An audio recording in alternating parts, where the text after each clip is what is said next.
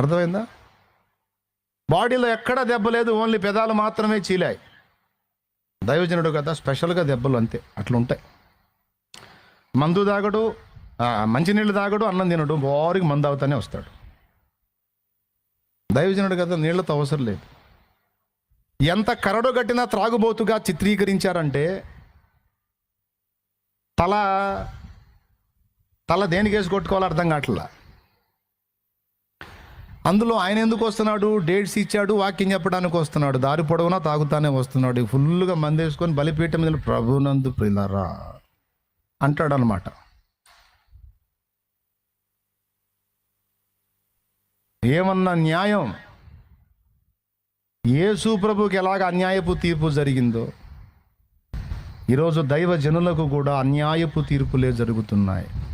క్రైస్తవులకు అన్యాయపు తీర్పే జరిగిస్తుంది ఈ సమాజం.